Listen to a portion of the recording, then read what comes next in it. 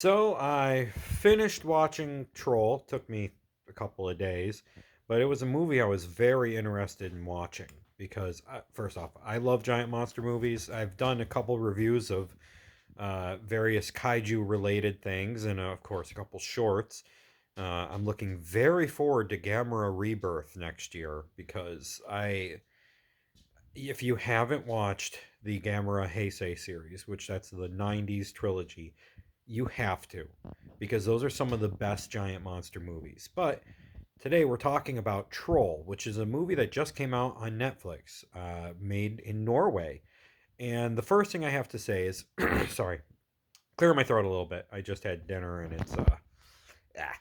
Anyway, so Troll is an absolutely fantastic film.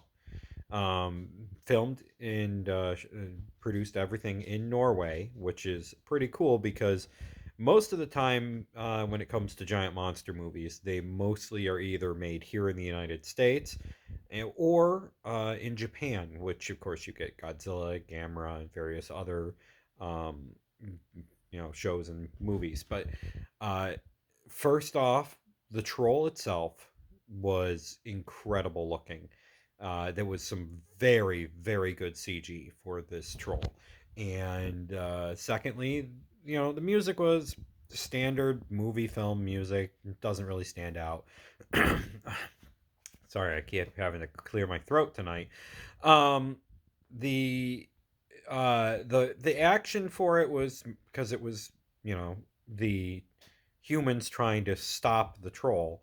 Uh, it Everything they were throwing at it wasn't working, and they were going to get to a very big bomb. But at the end of the film, they had to they were trying to prevent them from using. I don't know if that was supposed to be a nuke. I don't remember if they said that was supposed to be that or just a powerful enough bomb that might have been able to blow up a couple blocks.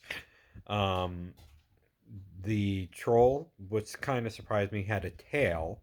I didn't think it was going to have a tail, but it looked cool. And what I liked was it was kind of aloof. It just was walking.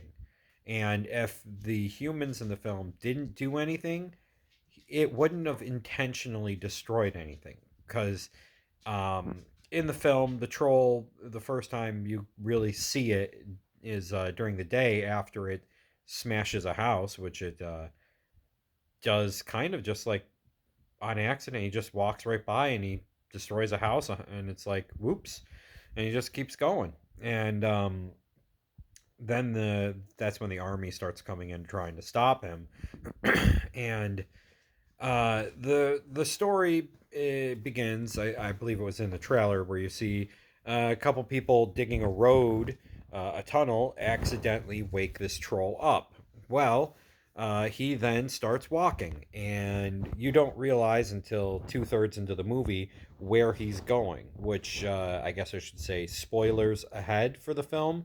So if you haven't seen it, first I will say it is very worth a watch. It's only about an hour and 40 minutes, and it is very good. But here's the spoilers. It is a sad movie. I felt really bad for the troll because he wanted to go home, and his home was underneath the palace for where I don't know if they have. I think it's a king in Norway. I'm not sure. Um, Underneath the palace is where the trolls' kingdom was, and all the trolls were systematically murdered some period of time before the movie, like 100 plus years ago.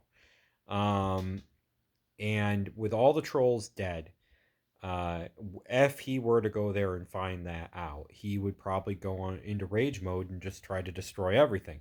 He didn't know until they had to lead him away from the city so that way they wouldn't use the bomb that they were planning on using on him. And uh, it makes it really sad because he really just he wanted to go home and they wouldn't let him go home, and he dies in the end. And it's sad. It's fantastic. And they did have a little sequel hook at the very end, but I don't know if it needs another movie unless they plan on going more the Godzilla route with adding other monsters for him to fight. Which, of course, you have the Jotun, which they're not the same as trolls. Those are giants, although they could say they're the same thing. But that might be cool if you had like a frost giant fighting a troll because the trolls were stone. Um, so that's an idea. Of course, you have the fire giants of Muspelheim, and that's another place. So you've got Jotunnar, Jotunheim, Muspelheim, and if they really want to lean more into the Norse mythology, they could bring all that in. Of course, you got Ratatosk and the Nidhogg, some other various creatures. I don't know what they call the eagle. I gotta look up the name of the eagle that lives at the top of Yggdrasil, but it's a fantastic movie. It's only like an hour and 40 minutes. You got Netflix and you like giant monster movies. I'm sure you'll like it. It may not be completely action packed, or it's not really cheesy either. I mean, yeah, okay, so the main character is a what is it? Not an archaeologist, paleontologist. There we go. She digs up dinosaur bones, and she gets called in because at the very beginning they are trying to figure out what all of the different things, what's going on, because they don't know at the very beginning. And it turns out her dad kind of went crazy because he found out about the dead troll bodies, and he went completely insane. And except he was right. And yeah, I just say check out the movie if you like giant monster movies. If not, if you want to see something with good CG or something not made here in the States, a non-Hollywood film, check it out. Anyways, have a nice night.